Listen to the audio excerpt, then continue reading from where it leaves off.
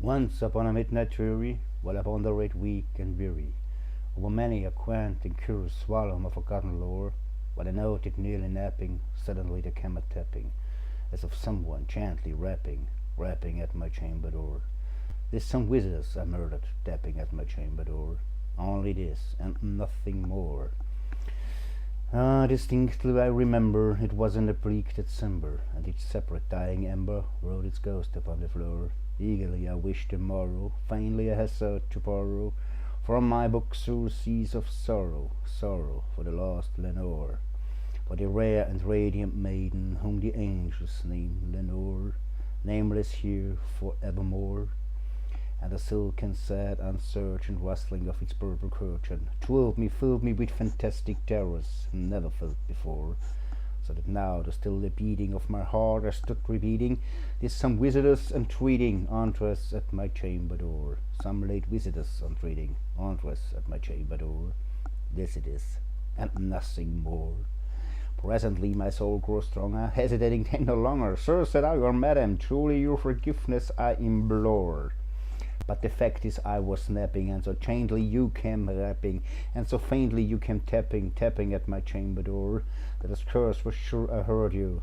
Here I opened wide the door. Darkness there, and nothing more." Deep into this darkness peering, long I stood them wondering, fearing, doubting, dreaming dreams no mortals ever dared to dream before. But the silence was unbroken, and the stillness gave no token, and the only word that's spoken was the whispered word, "Lenore." This I whispered, and an echo murmured back the word, "Lenore." Merely this, and nothing more. Back into the chamber turning, all my soul within me burning, soon again I heard a tapping somewhat louder than before. "Surely," said I, "surely there is something at my window lattice.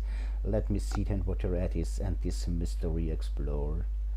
Let my heart be still a moment, and this mystery explore." It's the wind, and nothing more. Open here I flung the shutter, when with many a flirt and flutter in there stood the stately raven of the saintly days of yore. Not the least obeisance made he, not a minute stopped or stayed he, but with mien of lord or lady perched above my chamber door, perched upon a bust of Pallas just above my chamber door, perched and sat, and nothing more. Then this ebony bird beguiling my sad fancy into smiling, by that grave and stern decorum of the countenance it wore, to the crest was shorn and shaven, to I said I'll sure no craven, ghastly, grim, and ancient raven, wandering from the nightly shore.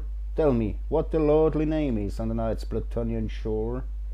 Quoth the raven, "Nevermore." Much I marvelled this ungainly fowl to hear so discourse so plainly, to its answer little meaning, little relevancy bore.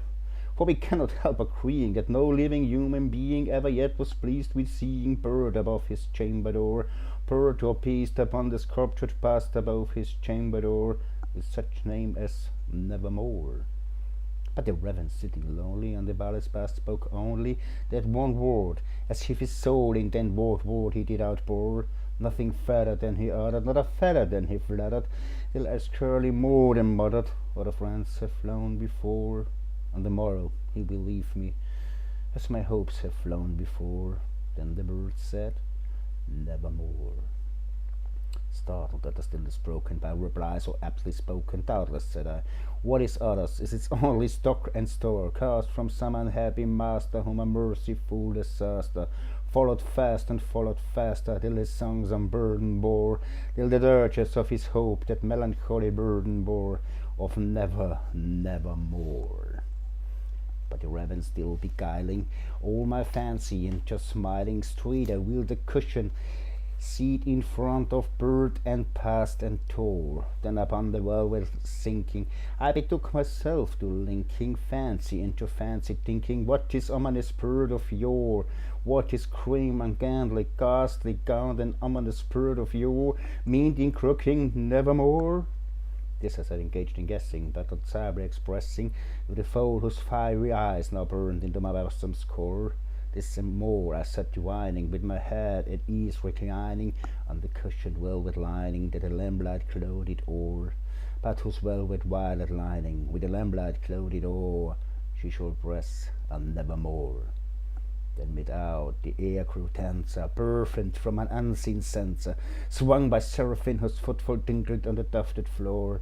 Wretch, I cried, by God, have lent thee, by those angels who have sent thee, respite, respite and nepency from my memories of Lenore. Quaffed his kind nepency, and forgot this lost Lenore. Quoth the Reverend, nevermore.